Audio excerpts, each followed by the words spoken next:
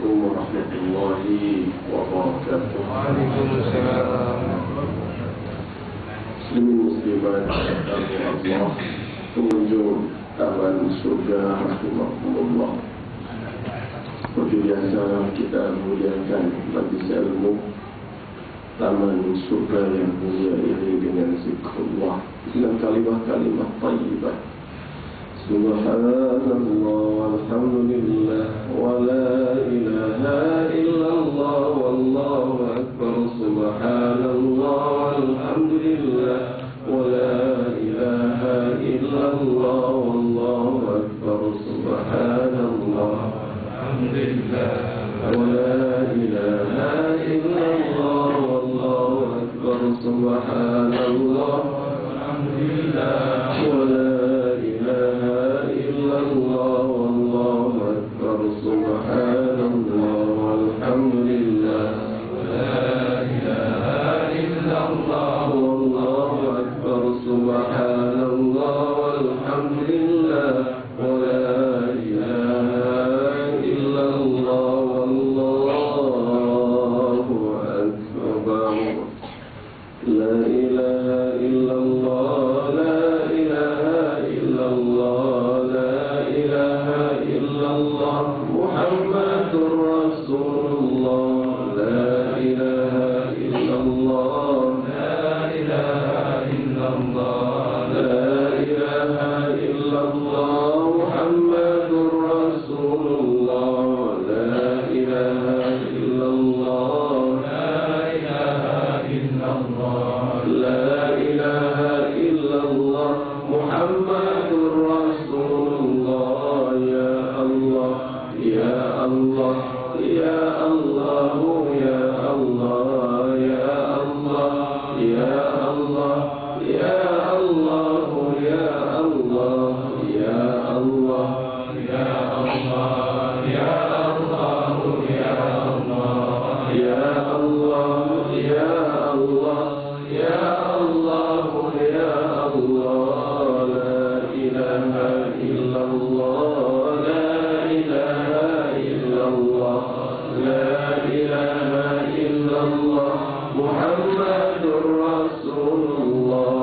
La ilaha illallah, la ilaha illallah, la ilaha illallah, Muhammadur Rasulullah. La ilaha illallah, la ilaha illallah, la ilaha illallah, Muhammadur Rasulullah.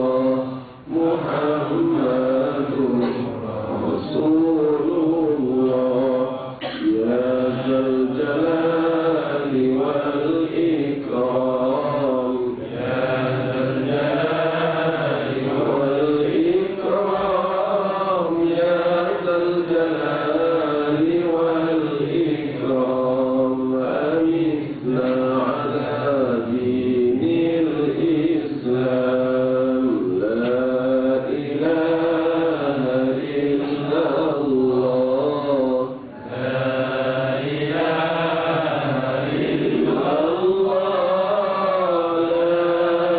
illallah, la ilaha illallah, Muhammadur Rasulullah.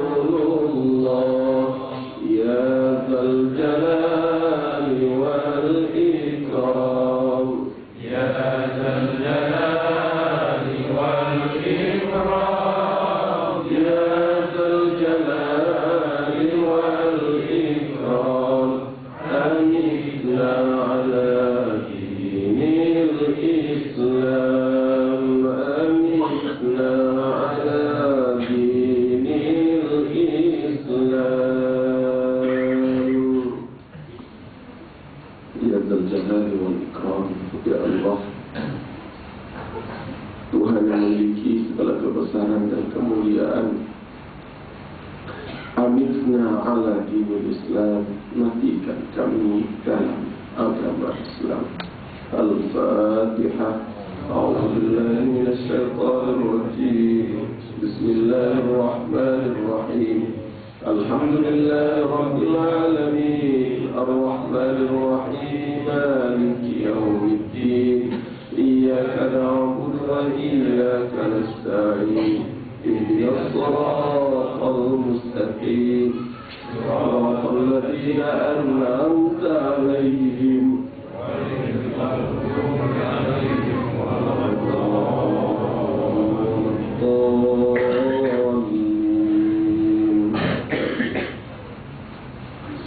أعوذ بالله من الشيطان الرجيم بسم الله الرحمن الرحيم لا إكراه في الدين قد تبين الرشد من الغي فمن يكفر بالطاغوت ويؤمن بالله فقد استمسك بالعروة الوثقى لا انفصام لها والله سميع عليم.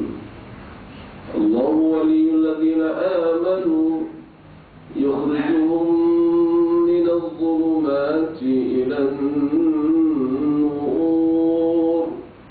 والذين كفروا أولياؤهم الطاغوت يخرجونهم من النور إلى الظلمات أولئك أصحاب النار هم فيها خالدون. صدق الله العظيم. Allah menegaskan tentang agama yang diutus kepada Muhammad sallallahu alaihi wasallam. Firman-Nya yang bermaksud tidak ada paksaan dalam agama. Telah jelas perbezaan antara benar dan salah.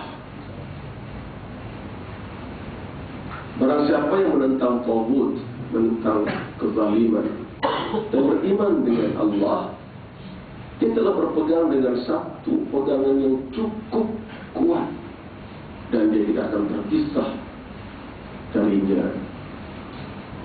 Sungguh Allah Maha mendengar, Maha mengetahui. Allah pelindung orang-orang beriman, melepaskan mereka dari gelap menuju cahaya terang benderang. Adapun orang kafir, penolong mereka adalah tauhid, orang zalim, yang akan mengeluarkan mereka daripada cahaya menuju kegelapan. Mereka itulah penghuni neraka, mereka kekal di dalamnya.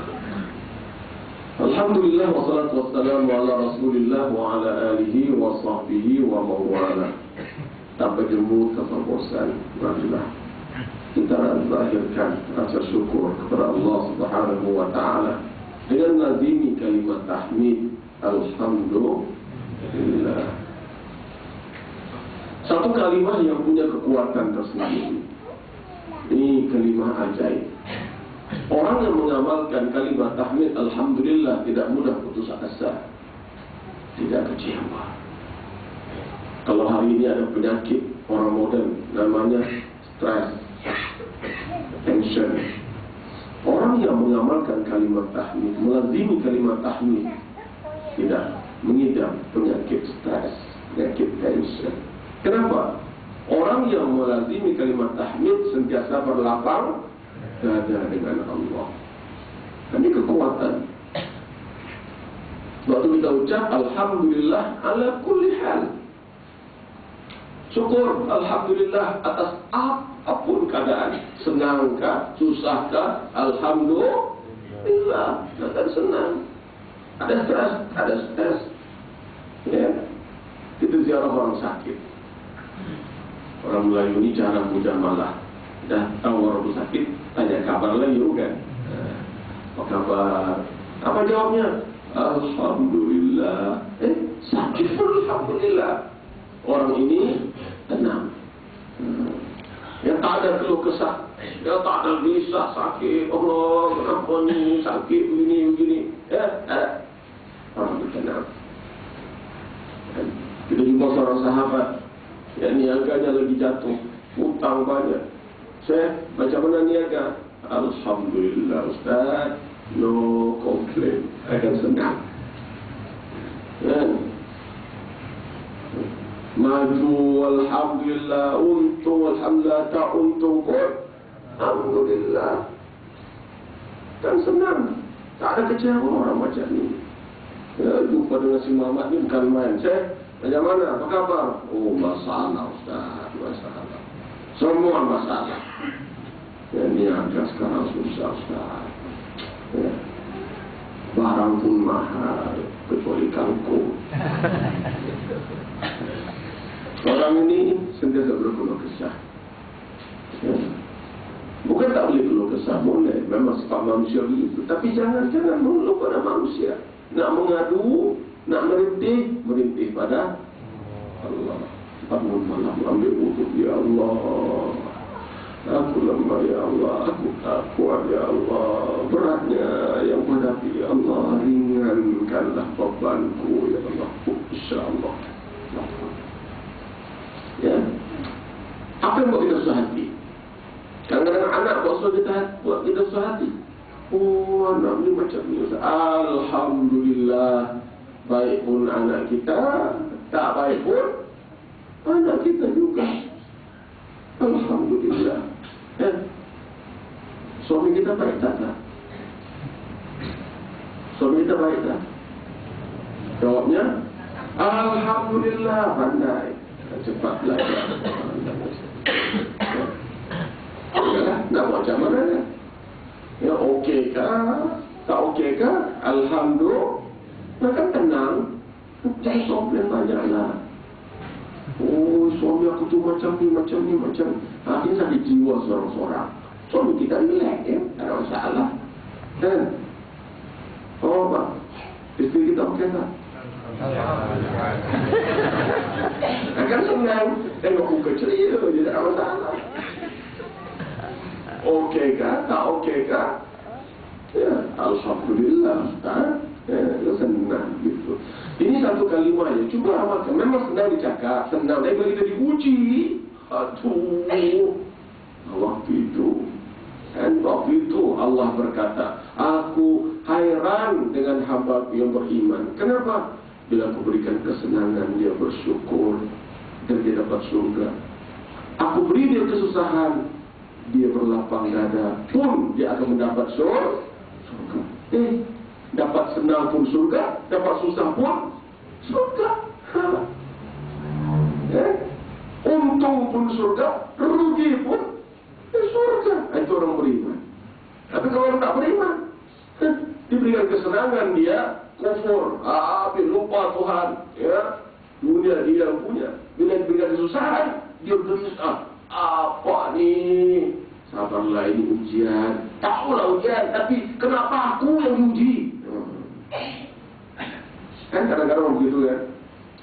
Tahu ujian, tahu, tapi why me? Why not? Saudara sekalian, alhamdulillah lah, ya, kita melalui fasa kehidupan yang cukup mencabar akhir-akhir ini. Ya. Segala musibah yang melanda, kiri, kanan, depan, belakang, ya. Allahu Akbar. Sebenarnya menambah kekuatan iman kita kepada Allah. Sepatutnya begitu. Ya, sebulan dua yang lepas kan jerbu kan, kelapa paling teruk katanya sampai darurat je.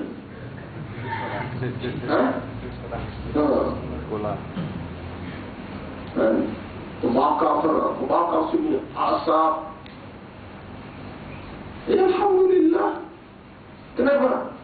Dia mengingatkan kita tentang kebesaran Allah, kan gitu. Kalau senang terus kan lupa. Sebab itu bila kita keluar rumah hari itu, kita buka pintu, asap banyak. Apa kita ucap?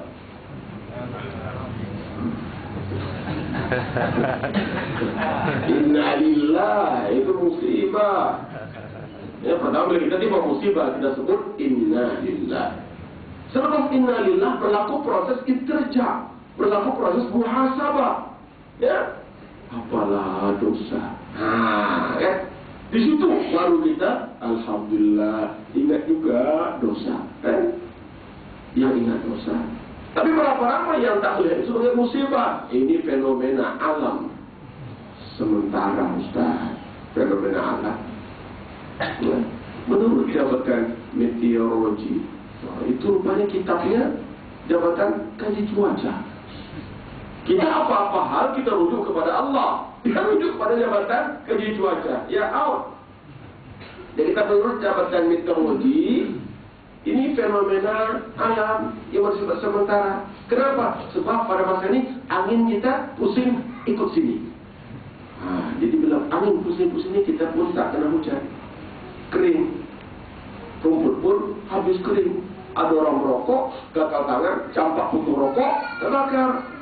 Tapi ini sementara. Besok dia kata angin pusing ke sini, kita pun dapat hujan. Macam hari inilah.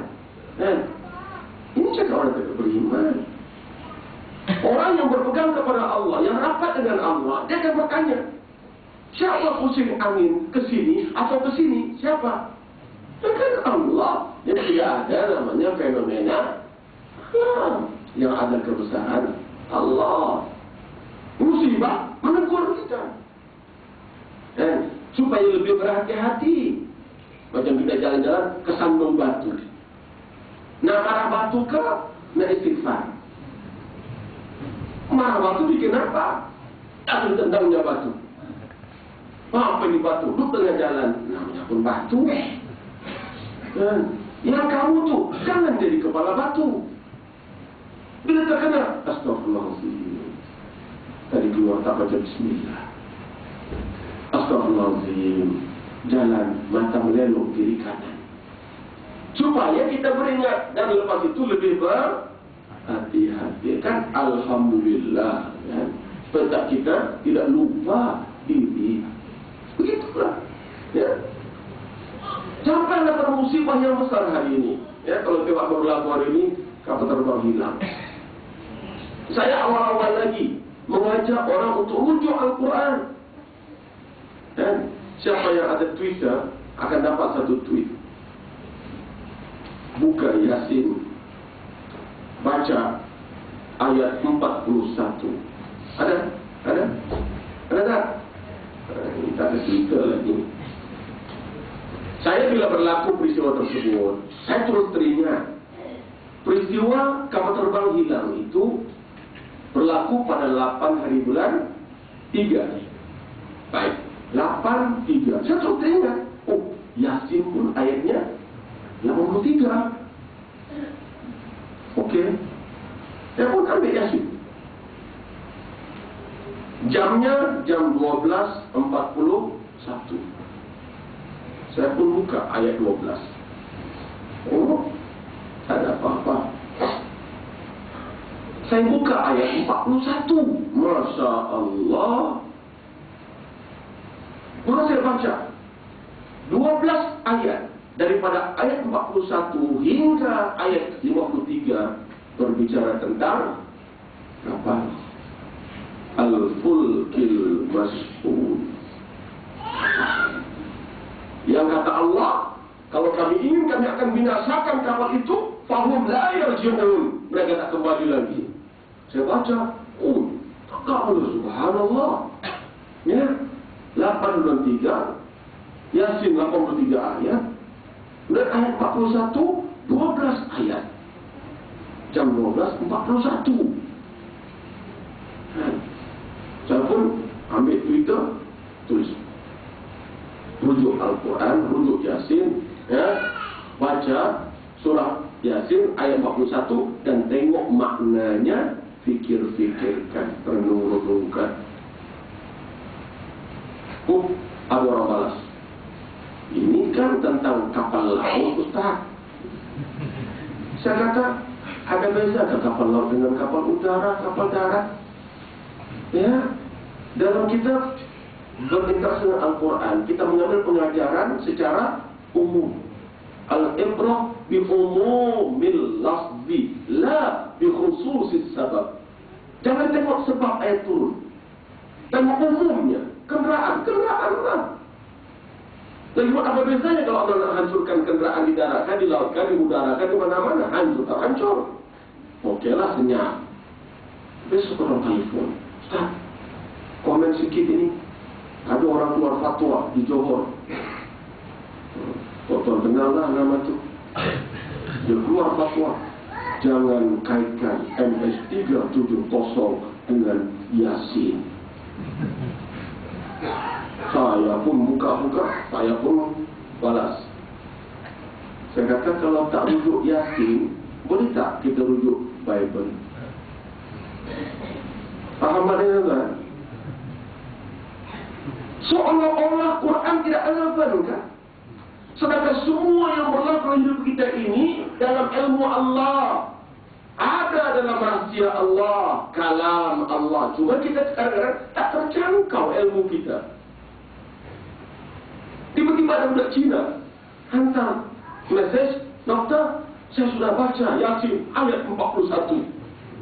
Amazing, dia kata, menakjubkan. Saya kata, budak Cina pula buka Yasin.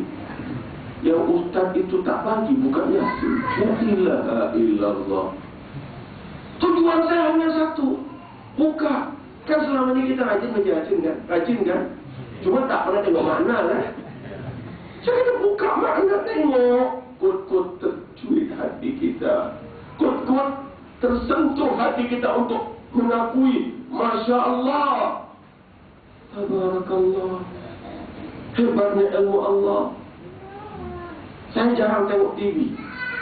Satu pagi itu, esok paginya, saya duduk depan TV pagi-pagi, TV Al-Hijrah. Kan ada pula cerita ni soal jawab dengan Ustaz. Dan pengacara sudah tanya pasal Twitter. Ustaz, ini ada Twitter di dalam Pak. Terus, mesti aku punya. Ya betul. Twitter mengatakan peristiwa berlaku pada 23, Surah Yasin ayatnya 83, 1241. Confirm, aku punya Twitter. So Ustaz komen sikit. Betul, bukan apa. Kalau kau komen macam-macam, aku angkat telefon sekarang juga, aku telefon. Lalu mau dibuka lain. Alhamdulillah, jawapannya boleh saya terima. Dia kata apa? Ini kita tidak boleh tolak. Kita tak tolak lagi sebab memang Al-Quran penuh dengan mukjizat. Cuma dia kata kita perlu pengkajian lebih rapi. Saya kata, ya kajilah. Saya hanya lontarkan. Dia kata tidak simple itu. Mana simple? 823, Yasin pun 83, 1241, tengok ayat 41, 12 ayat. Kan simple. Tapi kalau nak kaji, silakan. Saya sudah mulakan. Tapi alhamdulillah jawapannya saya terima. Okey lah. Daripada di Johor tu terus. Oh, jangan kaitkan Yasin dengan jadi seolah-olah Quran tidak relevan dalam hidup kita. Dan apakah sia-sia? Apakah kebetulan benda itu berlaku? Kalau tanya saya, tidak ada benda namanya kebetulan. Ya, semua dengan perancangan Allah. Dia buka sikit saja, sikit. Saya ternampak gitu ya, sebab kita dah biasa tengok. Dan banyak lagi rahsia yang lain. Ya malah, mungkin ada dari kita nak terima email ataupun WhatsApp ke Facebook ke tentang mukjizat Al-Quran. Kan dia kira ayatnya berapa, apa semua gitu gini. Subhanallah, belan betul, luar biasa. Saya pun lupa dia punya cerita, tapi memang hebat. Ini dipanggil Al-I'jaz I'dadi. I'jaz I'dadi, mukjizat dari segi rakam, umur, nombor, ya, nombor. Jadi saya kata tidak mustahil. Dan niat saya pun bukan nak buat begal khurafat. Saya kata buka Al-Quran, tengok maknanya kan, dan fikir-fikirkan. Mana lagi yang khurafat? Oh, siap dengan lapak muda lah. Kita terbang tak pasal-pasal. Kelapa muda naik harga tahu. Saya biasa minum kelapa muda RM2.5. Ya. Hari itu saya pergi kok RM4. Bang, RM4. Ustaz, tak tahu. Kelapa sekarang dah glamour katanya. Oh, no. Kenapa? Dah masuk KLIA. dah tersebar seantero dunia. Aduh, ini tak pula tegur. Utak tu diam-diam tak buat apa-apa. Yang terang-terang khurafat macam ini. Katanya geng ini tak berhenti setakat di airport. Minggu lepas dia pergi ke Pulau Sembilan, dekat-dekat Pangkor sana, bukan? Di Perak. Sana pun ada MB yang begitu kan. Apa dia buat? Dia pergi seru mayat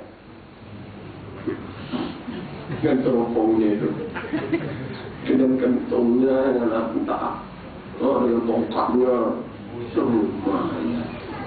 Kalau mayat timbul situ macam mana? Kok tak lari?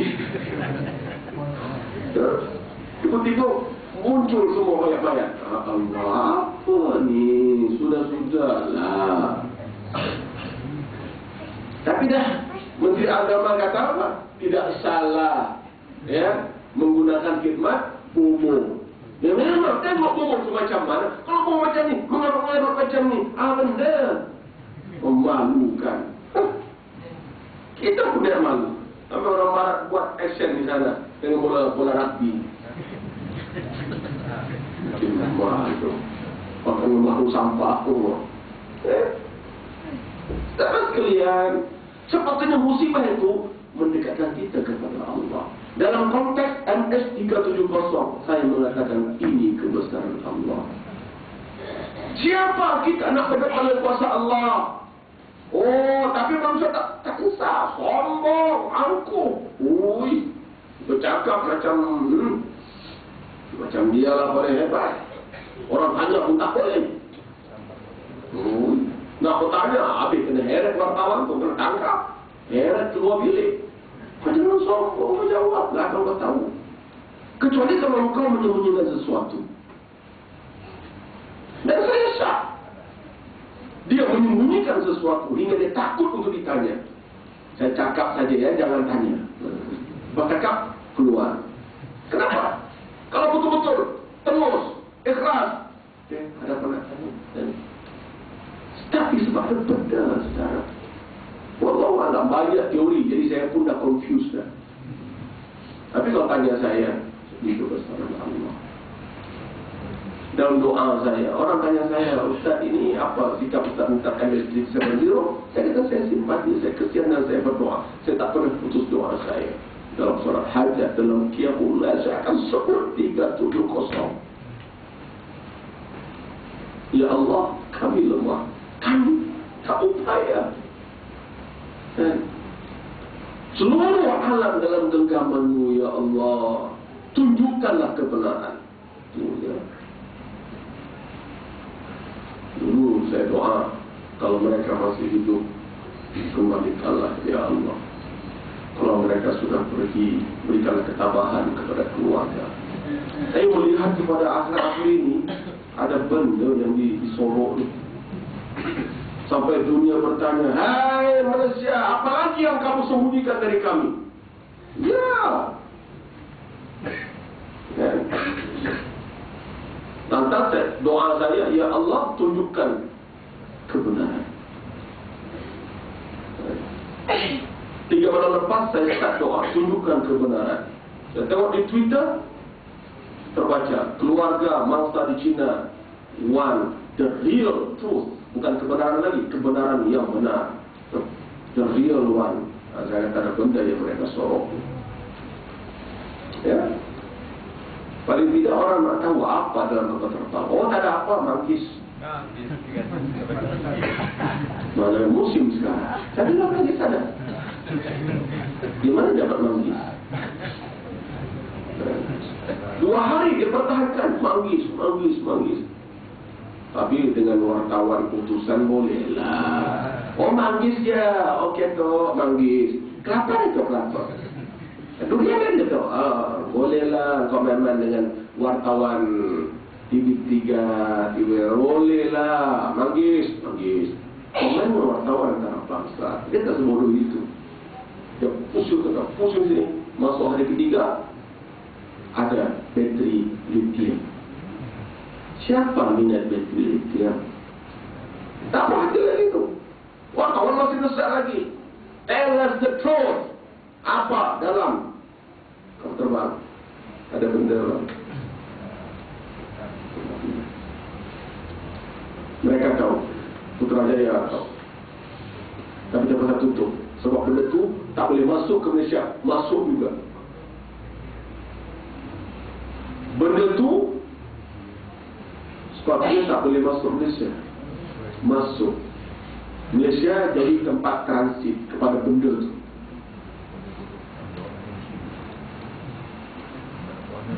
Macam mana boleh masuk dan macam mana boleh keluar? Ni Pak. Ni.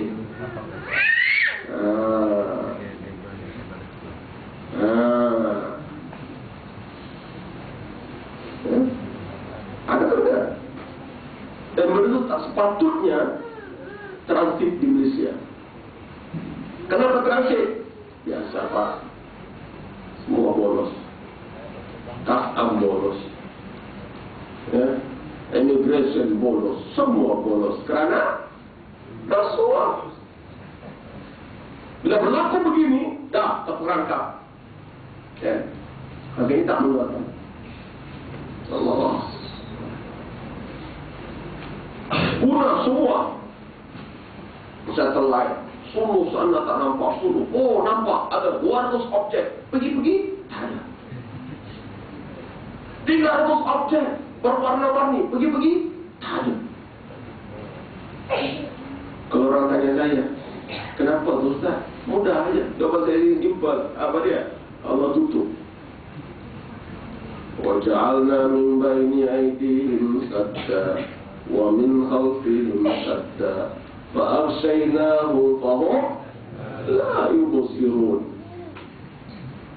Kami jadikan depan mereka tembok, belakang mereka tembok, dan kami tutup mata mereka hingga mereka tak nampak. Tak mustahil. Mudah bagi Allah. Kalau nak buat hanya kun, fayakun. Satelit nampak, orang pergi, tak nampak.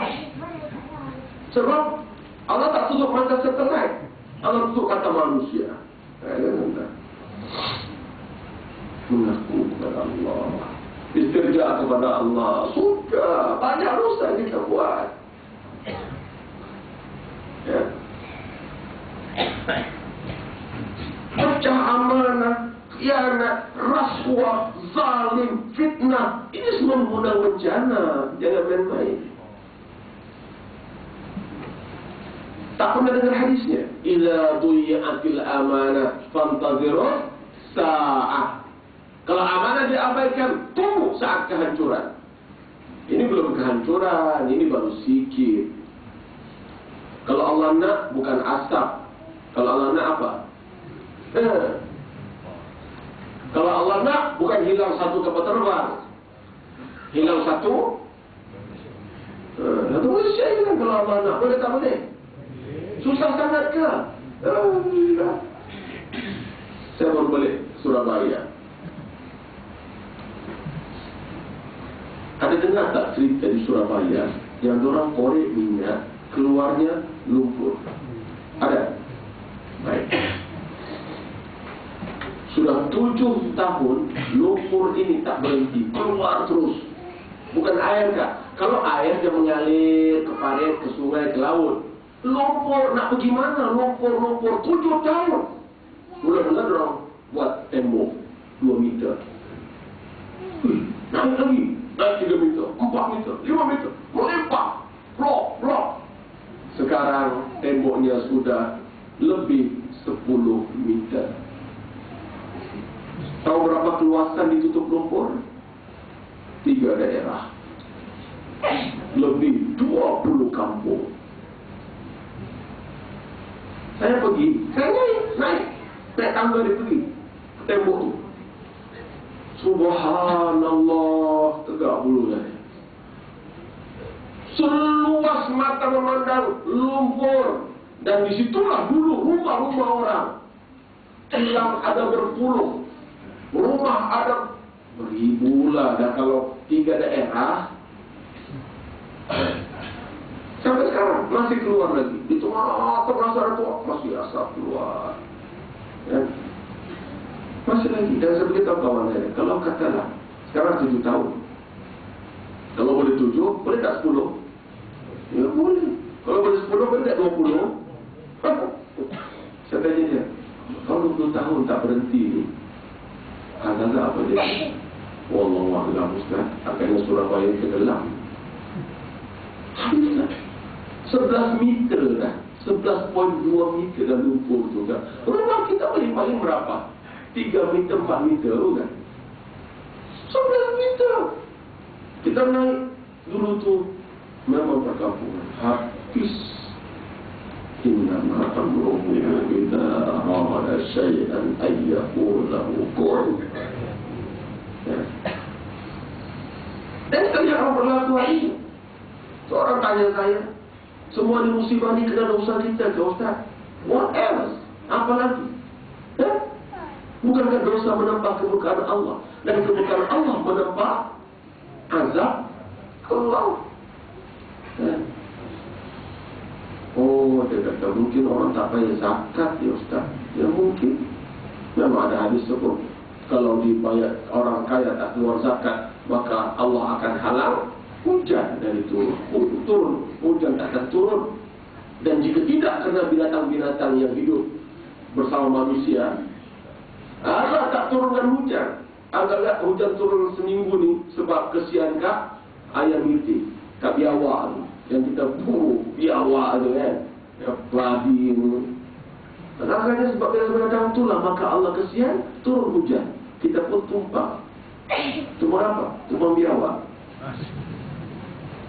Ya, Nabi sebut jika tidak kena haiwan-haiwan yang melata, nescaya tidak akan kami turunkan. Allah tidak akan turunkan hujan. Oh, mungkin sebab banyak ni tak ya ni arak, dada. Ya, tengok yang berlaku di Bukit Jalil. Gara-gara arak dan dada. Hari ini katanya sudah 8 orang mati.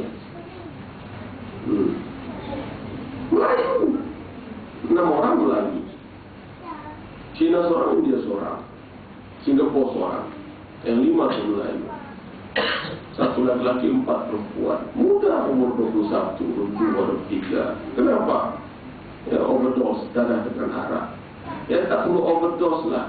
Menurut kawan-kawan yang di UM yang buat postmortem cek darah ini, memang dari darah jenis baru yang sedang diuji.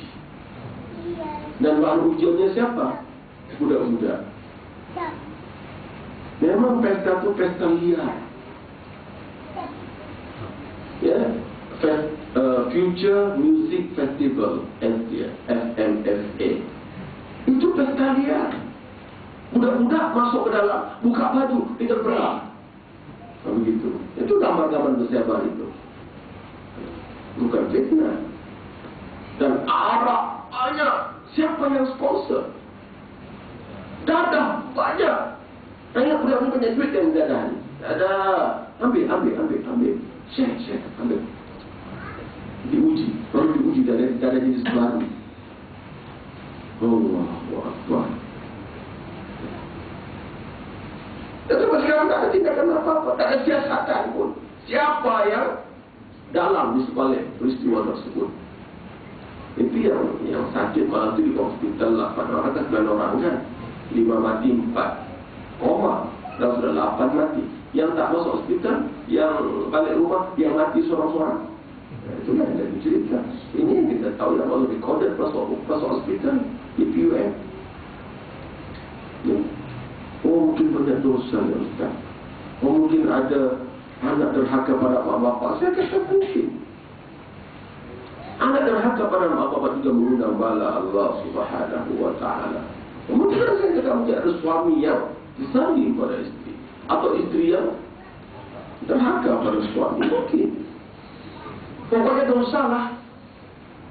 Tapi bila lihat dosa, jangan tengok budak-budak tu je. Arak, dadah, dosa. Ini fitnah tak dosa kan? Berlaku depan mata kita. Ini rasuah tak dosa kan? Ini membazir tak dosa kan? Dan bila sebut buat dosa ni, apakah ada dosa lebih dosa dari tolak hadis? Depan mata kita berlaku. Satu peristiwa besar yang menguji iman kita, bang. Tolak hadis depan-depan kita. Apa kita buat? Ada kita marah, ada kita bantah. Adalah saya tengok Facebook pun dingin. Twitter pun tak banyak sebut. Ya, banyak orang ambil pendirian. Lakum dinukum waliyadin. Ini bukan soal lakum dinukum waliyadin. Ini soal sensitivity kita sebagai orang yang mengaku beriman kepada Allah Subhanahu wa taala. Man lam yahtam bi umuril muslimin falaysa minhum, kata Nabi. Siapa yang tidak peka, tidak peduli, tidak prihatin dengan nasib orang Islam, itu bukan dari kalangan umat Islam. Yang berlaku di Mesir, buat tak tahu je. Yang berlaku di Syria, buat tak tahu je. Kita bukan dari golongan orang Islam. Faham? Itu kalau tak peka dengan nasib umat Islam. Bagaimana pula kalau tak peka dengan nasib Nabi? Nabi dihina, Nabi dipersendam. Dia kata apa? Muhammad ini manusia biasa. Sebagai manusia biasa, cakapnya ada yang betul, ada yang salah. La ilaha illallah. Dia samakan dengan kita. Memang kita manusia biasa, Muhammad manusia biasa. Tapi manusia biasa dengan kita ni lain. Nabi kata, "Qul innama ana basyarum mislukum." Memang katakan, aku manusia macam kamu. Dalam penghujung surah Al-Kahfi. Tapi ada beza. Yuha ilayya, diwahyukan kepadaku. Aku terima wahyu, kamu tak terima wahyu. Kita manusia biasa, kalau 10 kita cakap, 5 tak betul. Yang 5 lagi merapu. Tapi kalau Muhammad bercakap, wa ma yantiqu 'anil hawa in huwa illa wahyun yuha. Setiap kalimah yang keluar daripada mulut Muhammad itu tidak daripada kehendaknya sebagai manusia biasa, tapi dia adalah wahyu. Tiba-tiba Kasih Muhammad kata, Muhammad manusia biasa. Cakapnya ada betul, ada salah. Dan kita pun tak tahu je. Oh, macam tu ke? Sebab tu bagi saya, bila kita tidak peduli dengan berlaku ini, Allah turunkan teguran. Ini yang berlaku. Banyaklah teguran-teguran ini, tapi kita tak perasan, tak peduli. Kalau Ustaz Kasim Ahmad kena tangkap katanya, ya dah kena kenal. Tapi saya nak beritahu, Kasim Ahmad hanya satu nama. Di sebalik Kasim Ahmad ini ada satu orang kaya. Ada satu orang kaya yang mereka ini bergerak cukup teratur, cukup sophisticated untuk menyerang minda umat Islam, untuk merosakkan umat Islam. Namanya mungkin berbeza. Ini Kasim Ahmad anti hadis. Sana Sisters in Islam, golongan wanita yang memperjuangkan hak asasi wanita. Di sana ada Syiah, di sana ada Wahabi, di sana ada macam-macam. Saya kata semua ini millah wahidah, satu komplot untuk memecah belahkan kepaduan umat, saudara. Betul. Lepas Kasim Ahmad ditangkap, ditakwa, dia tak mengaku bersalah, dia pun cari lawyer. Nak jadi cerita, dia pergi lawyer, anak murid saya. Dan Kasim Ahmad datang. Nak buat apa? Minta pembelaan. Macam mana Ustaz? Nak bela ke tak bela? Ya, kamu lawyer, profesional lah. Tidak sebenarnya kamu bela dia, kamu represent dia. So kamu harus tanya dia, apa pandangan tentang Islam, tentang Muhammad, tentang Quran, tentang hadis. Lepas tu, kamu cakap balik di mahkamah. Represent dia. Tak sebenarnya bela dia. Kamu tak payah kata, Tok Hakim, dia ni tidak bersalah. Tak boleh. Kita tahu dia salah. Cuma lawyer represent. Pandai kamu lah. Cuma saya kata, just mahal sikit. Kalau biasa 50.000, ini 1 juta pun tak apa. Kenapa? Akan ramai yang datang membela dia. Akan ramai yang datang sokong dia. Sebab mereka ni satu rangkaian. Betul, tuan-tuan. Kasim Ahmad pergi ke pejabat lawyer dengan siapa? dengan sisters in Islam. Saya kata tengok, nampak berbeza. Sini kasih dan sisters, tapi bila pak begini, mereka sebenarnya satu. Saya terus tak banyak tanya, saya kata charge lebih sikit. Tuan penasihat, tuan. Tapi tak pergi kan? Dan saya beritahu dengan anak muda ini, itu bila start proses di mahkamah, ditengok siapa yang datang mengiringi dia. Semua kumpulan-kumpulan yang anti-Islam, liberalis, sosialis, semua akan datang bersatu di bawah Kasih Mahmud. Tengoklah. Ini gerakan mereka. Dan memang mereka bergerak secara teratur. Ya. Ini perangkap dalam agama. Dia tahu hari ini orang minat agama. Anak muda gila agama sekarang ini. Bila bawa selawat tu dia beribu-ribu pergi dengan selawat. Kan? Ada tendensi budak-budak sekarang mencari pengisian. Sama dia buat. Dia menuju agama. Dan ada budak yang ikut. Ada budak ikut. Kalau kata tak guna orang berselawat. Tuan-tuan beribu-ribu selawat. Bila Nabi dihina, orang sedap. Tak bunyi apa. Saya tak kata salah berselawat. Tapi kita berselawat nak tunjuk kita sayang Nabi. Bila Nabi dihina, yang beribu-ribu selawat ni senang aja. Jadi berselawat buat apa? Hiburan saja. Seronok-seronok. Dan termasuklah Syekh Kabir tu. Oh, pakai jubah, pakai kupiah. Macam kupiah hentas dia pakai. Tengok. Muncul kat dalam menghijau aja. Oh, dengan jubahnya. Oh, peluk lagi dengan Syekh tu. Anda kata ini semua. Nah. Tolong.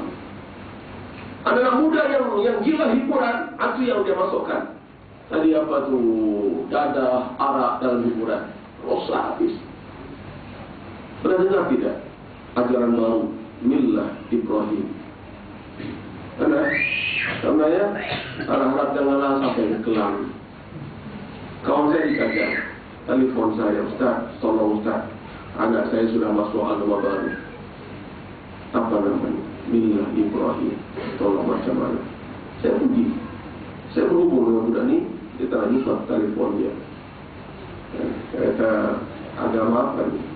Agama lama dia kata. Bukan agama baru, agama lama. Millah Ibrahim ni agama lama. Nabi Muhammad pun dia ikut agama ni juga. Dalam Quran ada Millat Abikum Ibrahim. Ya. Saya kata Nabi Muhammad ikut millah Ibrahim dari segi akidahnya. Tuhan Ibrahim, Tuhan Muhammad sama. Akidah Ibrahim, akidah Muhammad sama. Tapi kan syariat lain. Syariat yang diturunkan untuk Nabi Ibrahim hanya untuk zaman itu. Lepas Ibrahim, banyak Nabi-Nabi yang lain ada syariat masing-masing. Bila tiba Muhammad, semua syariat Nabi yang terdahulu terhapus. Yang ada hanya satu syariat, iaitulah Islam. Yang lain kata Islam juga cuma ikut mulai Ibrahim katanya. Dia bertahan juga. Dia tak apalah. Macam mana ajarannya? Kamu belajar di mana? Rahsia. Siapa guru? Rahsia. Tak apa. Apa pesan guru kamu? Dia kata jangan guru sama orang lain. Saya kata itu sesat. Ciri pertama nak tahu sesat atau sesat adalah gurunya kata kau jangan dengar cakap orang lain. Dengar aku sahaja. Itu sesat itu. Ya. Saya kata sembahyang kamu macam mana? Pagi sekali, petang sekali. Confirm sesat saya kata. Ini sembahyang pemalas. Saya kata patutlah kamu nak ikut. Saya malah nak guna argumen ilmiah. Saya hantam begitu saja. Kan? Dia kata Ibrahim itu dulu, syariat dulu. Pagi sekali bukratan wa asila. Pagi dan petang. Tapi Muhammad syariat itu berbeza. Tapi ini menarik anak muda. Kan senang, praktikal. Dua sembahyang dia kenapa? Trafik jam sekarang ni. Daripada tak sembahyang, baik sembahyang yang dua saja, pagi petang selesai masalah. Syiah macam itu juga. Yang banyak tertarik sebab dia kumpul, dia jamak semua, bayang. Sepanjang masa dia jamak. Kenapa? Dia kata kita ni musafir. Musafir mencari Imam Mahdi. Musafir rohani. Sudah. Dia jamak semua. Pagi tu subuhnya, zuhurnya, asarnya, maghrib, isya. Dah selesai. Khalas. Sama juga dia kata. Dia kata tak sama. Kita paling kerja pagi sekali, petang sekali. Boleh tak? Kita pas dulu pagi. Ini untuk pagi, ini untuk petang. Boleh? Buatlah. Nak kena buang kerja. Buat. Dan ini pas masuk, ini pas keluar. Ini pas subuh, ini pas zuhur, ini pas asar, maghrib, isya. Pas had. Bukan pas kad. Dia nampak dia sudah lulus. Dia kata, apa guru kamu kata tentang kiamat? Oh, dia kata kiamat akan berlaku tahun 2024 ke 2020. Saya kata confirm, sesat dan gila. Saya kata Nabi pun kata Nabi tak tahu bila. Nabi sebut asyratus sa'ah, tanda-tanda kiamat. Tapi bila? Nabi tak tahu. Ilmu inda Rabbi. Ilmu tentang sa'ah, tentang kiamat di tangan Allah. Ini tak tahu tentang kiamat bila. Dia kata apa guru kamu kata tentang Nabi? Dia kata akan ada Nabi datang lagi. Nabi pun akan ada. Tapi ini bukan Nabi baru. Ini setakat memperbaharui, dia kata, Millah Ibrahim. Dia kata confirm selesai. Muhammad Khatamul Anbiya. Saya kata kamu tu belajar agama di mana? Tak ada. Patutlah. Yang kamu jumpa tak guru tu terus jumpa tak guru gila. Umur kamu berapa? 23. Saya kata jangan buang masa. Kamu jadi budak baik kan? Jadi budak baik. Nah, saya kata. Tapi kamu salah. Tapi kita takkan guru kamu seorang betul, guru-guru yang lain yang semua sesat. Berapa ramai kamu dia kata? Ada banyak tempat yang bersesat. Banyak berapa? Free. Saya kata mula-mula free, tunggu. Saya ingat lagi dulu tahun puluhan ada satu ajaran Ashabul Kahfi. Mungkin ada yang pernah teringat dulu ya. Ashabul Kahfi macam tu juga. Tujuannya untuk memperbaiki diri, ya, pergi ke gua-gua, ramal di sana, semua yang dunia, nak upgrade iman apa semua. Sama untuk mereka, nak upgrade lagi seorang 1000, nak upgrade lagi 2000, nak up semua. Katanya apa punya pengajaran ni? Ajaran ini Ashabul Kahfi lumayan pergi Ashabul Kahfi. Ya.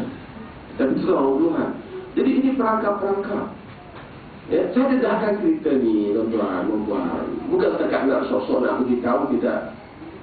Awasi anak kita. Tolong awasi anak kita. Hari ini kita tak for granted anak kita ikut jalan bang. Maklumat berada di ujung jari. Ketak, kasih rahmat. Ya macam. Okey juga orang tua. Sikit. Okey juga. Logik juga fikirannya. Apa tak logik? Dia kata rambut tidak aurat. Sebab rambut ini tidak menimbulkan berahi.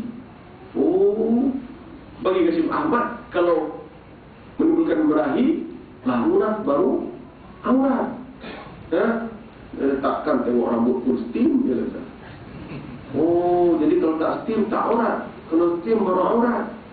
Jadi apa kata kalau orang ni dia tengok apa pun tak steam. Alah, aku dah biasa tengok. Aku tak bernafsu, aku dah biasa tengok. So macam mana? Tak aurat ke? Ini bukan soal nafsu tak nafsu. Ini soal nas, hukum. Ada dalilnya. Tapi dia guna logik. Dan ada orang, iyalah, betul juga dia kata. Kan dia kata rambut dengan tangan kan, aurat kan. Ini kronologi dan ramai yang mengikut. Kan? Kita nampak sistem Islam. Okey juga ini, nampak profesional semua. Ramai sistem Islam. Dan pemandangan mereka pun, pandangan mereka terhadap Islam pun macam itu juga, selalu habis. Kata tengok Milad Ibrahim, yang lain. Hati-hati, awasi anak kita yang kita nampak obses dengan komputer ni. Sekali sekali kita tanya, tengok apa tu? Tengok. Dan pesan, ingatkan dia. Jangan ikut dia pilih-pilih. Budak-muda kah? Budak-muda ni jiwanya radikal sedikit. Dia tak suka yang konvensional macam ni. Allah, pakai kuliah, duduk dengan kuliah ni kan konvensional. Dia nak yang pelik sikit lah. Yang pelik sikit, yang pergi buah, yang pergi pokok, yang pergi laut dan sebagainya. Anak muda bukan? Dan kita harus faham jiwa mereka. Dan mereka ni mudah terpengaruh sebab ilmu kurang dan faktor kawan. Akhirnya budak ni mengaku, ya Allah Ustaz, dia kata saya pun serba salah lah. Kata serba salah apa? Keluar saja. Ramai kawan. Allah, ramai kawan. Dan sudah begitu. Sudah ikatan kawan itu sudah agaknya macam mana latihan orang kita tak tahu. Hingga dia rasa sayang nak tinggalkan kawan untuk kembali kepada keluarga. Hati-hati. Mereka berhibur. Ini semua banyak sekarang ni serangan-serangan yang begitu, yang akhirnya ada kita mudah terpengaruh. Ya. Dan memang gerakan mereka saya katakan satu rangkaian dan cukup hebat. Ya. Walaupun namanya berbeza-beza, tapi matlamatnya satu, untuk menghancurkan Islam. Kenapa? Jadi cabarannya semakin hebat. Itu dalam negeri, belum lagi yang menjadi dalam Mesir. Aduh, ya, 529 punya perikhwan. Ya, ada budak-budak yang itu bukan orang tua semua. Ada budak-budak dan ada orang tua yang sudah bertahun duduk di luar negara. Yes. Apa yang berlaku hari ini? Seolah-olah Mesir ditakdir oleh Yahudi. Ya. Bila Mursi dijatuhkan, As-Sisi ambil alih, General As-Sisi. Pertama mereka buat ialah hancurkan, musnahkan punya Mursi ini. 10,000 mati. Yang kita tahu hanya berapa? 5,000, 6,000. Tapi dia kata satu dilaporkan, 4 yang tak dilaporkan. Bermakna kalau 5,000 kali 4, 20,000. Banyak lagi. Yang dibakar, dalam masjid, semua ada. Yang ditangkap, yang dibicarakan sekarang ini. Kedua, tutup sempadan Rafah. Dan sekarang, saudara kita di Gaza itu kembali hidup macam dalam penjara. Saya pergi ke Gaza tahun 2010. Saya pergi masa tu masih ketat dari kawalan. Tapi alhamdulillah kita berjaya masuk. Ya, berjaya masuk. Banyak usaha kita. Ya, termasuk bagi duit ya, dengan pengawal-pengawal sepadan di pagi. Ya, tak masuk juga. Saudara bayangkan macam tu punya negeri. Ya, tak ada satu restoran, tak ada warung, tak ada apa. Sebab tak ada orang pergi. Orang luar tak masuk, orang dalam tak keluar. Jadi kalau buat restoran, mesti apa datang beli. Orang dalam itu, orang tempatan, dia makan apa yang ada. Sebab cukup ya. Dan hubungan menggunakan terowong ya, antara Gaza dengan Mesir. Ada lebih 900 terowong. Dari terowong yang kecil sampai terowong yang besar yang kereta pun boleh masuk. Bila Mursi menang, buka sempadan, baru lori keluar masuk.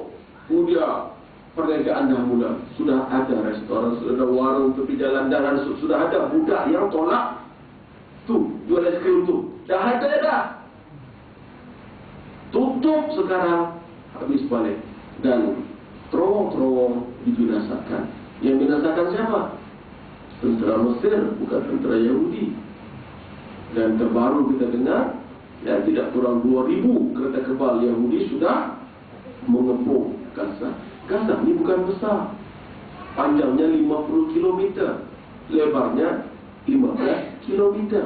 Kalau 50 km, Kelang kemana? Kelang KL 50? Hah? Kan? 50 km. Bukan jauh. Lebarnya 15 km. Kan? Sini ke mana? Sini ke Pok Kelang. Ada sikit luar. Penduduknya lebih 3 juta. Memang pack. Sebab ini pusat pelarian. Dulu bila Yahudi datang, ambil tanah orang diusir, orang lari ke Gaza. Berkemah itu ramai, memang ramai. Ya. So apa jadi sekarang? Kereta kebal sudah standby. Dan mesej yang kita daripada mereka, kami dia kata tak minta kamu datang berjuang. Kami boleh pertahankan tanah air kami. Kami minta doa kami. Itu di Gaza, di Mesir, Syria. Sudah lebih 200.000 korban. 5 juta jadi pelarian. Iraq tak terhitung. Sebab semua dah sibuk ke Syria, Iraq, dan lupa dah. Hari-hari orang dibunuh di Iraq. Myanmar, Masya Allah. Ini satu lagi, ya, negara yang kita overlook. Sebut nama Myanmar pun asal kita, alah Myanmar. Kan, malah di Selayang tu, kawan-kawan pergi Selayang tu, ini dah kata Malaysia ke Myanmar ni. Saya kata Rohingya yang datang ke Malaysia ni, ini Alhamdulillah mereka selamat. Yang masih berada di Myanmar, hari-hari dibunuh. Hari-hari dah. Satu kampung dibunuh, dibakar habis, lari ditembak. Dalam rumah mati, dibakar. Asyad. Dan mereka nak pastikan, ya, daerah daripada India ke Balkan ke sampai ke China ke Jepun adalah negara Buddha. Tidak ada seorang Islam. Sensus terbaru dibuat di Myanmar, dah tak wujud yang namanya Rohingya.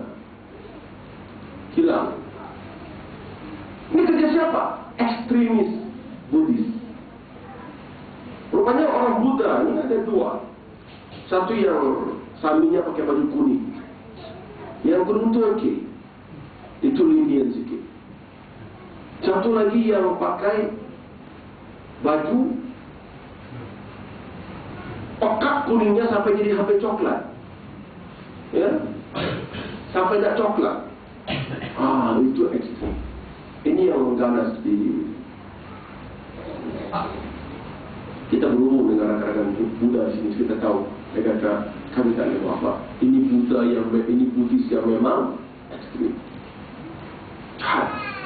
Tak ada pergi kemanusiaan. Ya, teman-teman sekalian, ini berlaku zaman kita. Kita nampak dan kita tahu. So, apa cabaran? Apa peranan kita? Pertama, perbaiki diri. Kedua, pertemukan elemen Islam dalam keluarga kita. Seminggu cuti sekolah. Apa program Islam untuk anak-anak? Ada tidak ada? Ada program ke laut, ada program ke sungai, ke bukit, ya, pergi pasar, pergi mall. Satu lupa apa? Program ke masjid, program ke surau. Sekalipun tak pernah dibawa anak-anak ke surau, ke masjid. Seminggu cuti sekolah. Melampau. Ya. Kebini, semua angkat tilam bantal, semua diangkat. Bukan hanya anak cucu diangkat, tilam bantal semua diangkat. Sunting hairan, pergi semua anak beranak, habis 1,000-2,000 ringgit. Ke masjid ke surau. Seminggu berlalu. Sia-sia. Kita tidak serius. Dan saya melihat inilah loophole, kelemahan kita yang mereka masuk sekarang menyerang kita. Dalam bidang agama mereka serang kita, termasuk ajaran sesat tadi. Dalam hiburan mereka serang kita dengan dada dan arak dan pergaulan bebas. Makan minum kita pun sudah tidak selamat hari ini. Ya memang. Kadang-kadang orang tanya saya, kenapa anak kita degil hari ini, suka melawan, tak dengar cakap. Jawapan yang simpel dari saya, apa dia? Tak jaga makan minum. Makan sembarangan. Halal satu, thayyibah satu. Kita kan halalan thayyibah, bukan? Halal tapi tak thayyib. Tak jadi. Inna Allah thayyibun la yaqbalu illa thayyibah. Macam mana doa kita tak makbul kalau makan kita tidak halalan thayyibah? Anak kita makan sembarangan. Zaman-zaman kita kecil, mana kita nak makan tepi jalan makan burger ke apa, mana ada duit pun tak ada zaman tu. Lapar kita main, jauh-jauh pun lapar. Apa kita buat? Balik rumah. Makan apa yang ibu masak. Sebab tu kita, nilai kita berbeza melihat budak hari ini. Kita nakal, kita tak jahat. Budak sekarang, dia sepak mak dia. Kita dulu nakal, betul. Saya masih ingat, saya pernah ambil buah mangga orang. Nakal lah tu. Bukan orang, mangga hutan tu je. Kan? Nakal lah juga. Main selut, main nakal je. Tapi kita tak jahat. Mak panggil, cepat kita menyaut. Mak suruh kita buat. Hari ini nampak aja baik. Mak panggil, pada tahu. Mak suruh dia buat. Buat apa? Bodoh. Iya. Puncanya apa? Makan minum. Tolonglah jaga. Yang namanya cekedis-cekedus tu. Oh Allah. Segala macam gula-gula, segala coklat, macam-macam tu yang warna-warna semua tu, itu tak kesannya. Kenapa nak kita jadi hyperaktif? Cermin tingkap pun dipanjatnya. Cermin dipanjat. Saya dulu panjat pokok. Udah sekarang cermin dipanjat. Apa beda? Sejak baby lagi dah minum Coca-Cola, Pepsi Cola. Ini semua merangsang saraf minda dia menjadi tak menentu. Betul. Makan minum tak jaga. Makan ikut dan saja. Kadang-kadang kita pergi restoran boleh tak pilih. Kalau pilih pun pilih apa? Setengah orang pilih apa menunya, setengah orang pilih apa? Macam mana pelayan? Tadi itu dimakan. Saya, sampai. Wah, ini cul. Cuma kita tak jaga benda macam itu. Akhirnya kita terperangkap dan jiwa jadi kotor. So mari kita bersihkan. Saya melihat semua musibah yang ini untuk mengajak dia semakin dekat dengan Allah Subhanahu wa Ta'ala. So marilah kita insafi. Banyak salah kita, banyak dosa kita. So kita mohon ampun kepada Allah, kita munajat kepada Allah, kita bertaubat kepada Allah. Tubna ila Allah wa raja'na ila Allah wa nadimna ala ma fa'alna. Tubna ila Allah wa raja'na ila Allah wa nadimna ala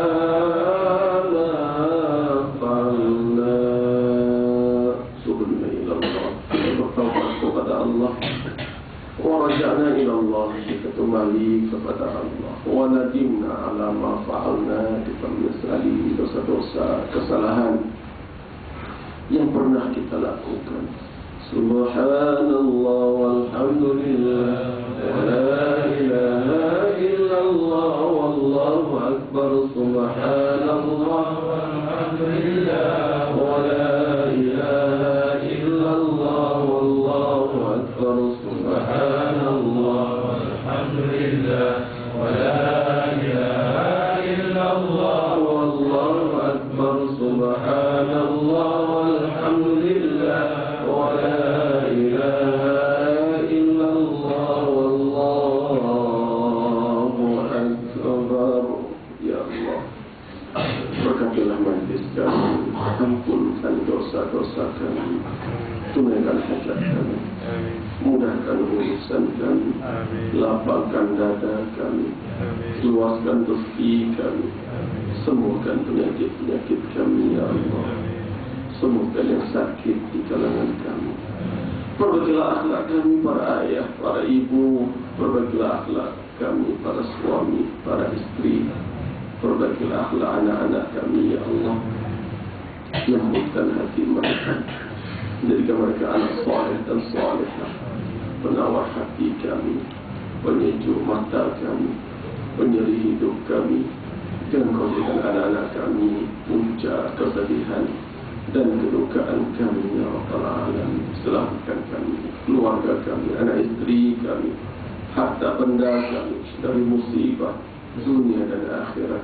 Wa sallallahu ala sayyidina Muhammad wa ala alihi wa sahbihi ajma'in. Walhamdulillahi rabbil alamin. Assalamualaikum warahmatullahi wabarakatuh.